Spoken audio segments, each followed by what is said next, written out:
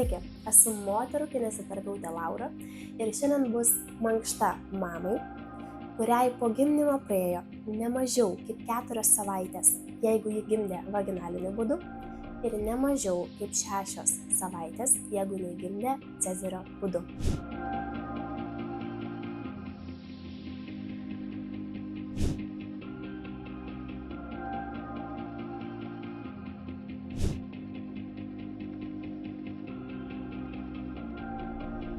Mankštai nereikės jokio inventoriaus, taip kad pradedam.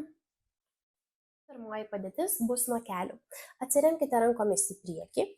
Keliai yra šiek tiek plačiau. Pasistengkite nesukristi į pečių juostą ir išsistumti nuo menčių. Dabar įkvėpimo metu stengiamės dubenį ir juosmenį užapvalinti. Iškvėpimo metu juosmenį ir dubenį išriečiam trupučiuką atgal. Dar kartą. Įkvėpimo metu bandom užapvalinti nugarą ir tarpumentį spausti aukštyn, jausti tempimą tarp menčių. Iškvėpimo metu šiek tiek juosmenį išriesti ir pasižiūrėti aukštyn.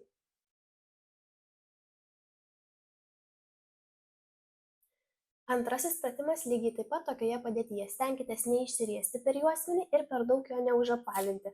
Raskite neutralią padėtį tokią, kur jūsų šonkauliai būtų tiesiai virš dubens.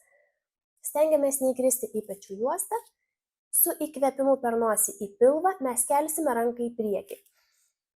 Įkvepiu per nosį į pilvą, keliu ranką aukštyn, nykščiu į viršų pasuktą ir nuleidžiu žemyn. Su kita pusė tas pats. Įkvėpimas per nosį į pilvą, keliu ranką aukštyn ir nuleidžiu žemyn. Ir kartoju pakaitomis. Su įkvėpimu ranką pakeliu nykščiu į viršų, stengiuosi neužkelti pečių. Pečių juosta nuleista žemyn ir mentė šiek tiek pritraukta prie stuburo. Ir vėl nuleidžiu. Įkvėpimas, iškvėpimas, įkvėpimas, iškvėpimas. Kitas pratimas stovint keturpėsčioje padėtyje. Įkvepiu per nosį į pilvą ir vieną koją iš karto statau į priekį. Abiem rankom siekiu aukštyn ir nykščiais į viršų. Šioje padėtyje stengiuosi neišsiriesti per juosmenį ir nesusikūprinti. Mano nugara yra visiškai tiesi ir sudaro vieną liniją su tiesiom rankom. Nuleidžiu rankas ir pasisuku krūtinę į sulenktos kojos pusę. Grąžinu ranką ir vėl. Įkvepiu, keliu tiesias rankas aukštyn. Iškvepiu, rankas nuleidžiu, įkvepiu, pasisuku į sulenktos kojos pusę, iškvepiu, ranką nuleidžiu. Šioje padėtyje jaučiu, kaip visas kūno svoris pasiskirstęs ant priekinės kojos ir stengiuosi nesikūprinti, jausti tarpumenčio darbą ir išlaikyti stabilų liemenį.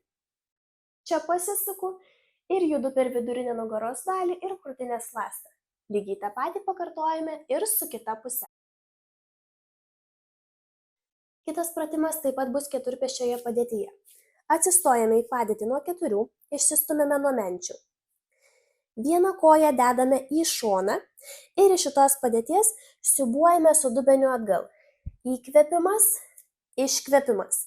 Kai tai padarėme, koją pargrąžiname ir nustumėme aukštyn ir vėl į šoną.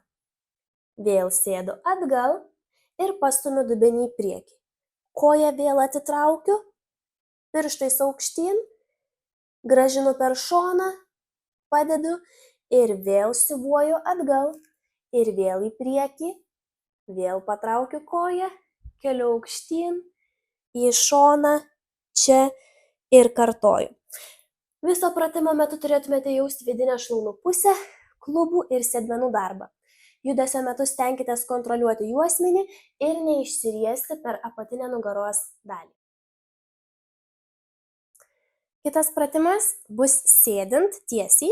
Viena koja sulenkta iš priekio, kita iš galo. Abudu sėdimieji kaulai liečiasi tolygiai prie žemės. Ir iš šitos padėties darysime pasilenkimus su įkvėpimu. Įkvėpimas siekiame su ranka tolyn, iškvepiam grįžtam. Įkvėpimas siekiam su ranka tolyn, iškvepiam grįžtam.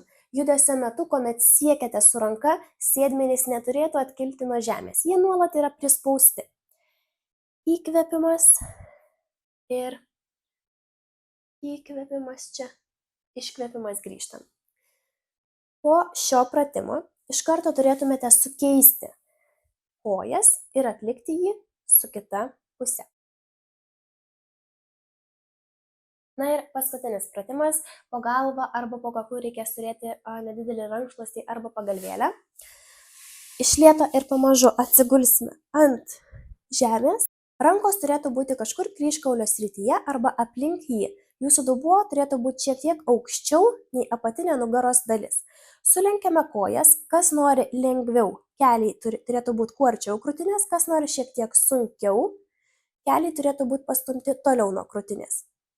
Dabar įkvėpimo metu mes palengva atitrauksim sulenktą koją į šoną, iškvėpimo metu ją grąžinsime atgal. Ir vėl įkvepiu per nosį į pilvą, kol leidžiu koją sulenktą į šoną, su iškvėpimu grįžtu atgal. Turėčiau jausti giliuosius pilvo preso raumenis ir galbūt vidinės šlaunų pusės. Stenkitės vengti aštraus pilvo skausmo ir diskomforto ar skausmo tarpvietės srityje.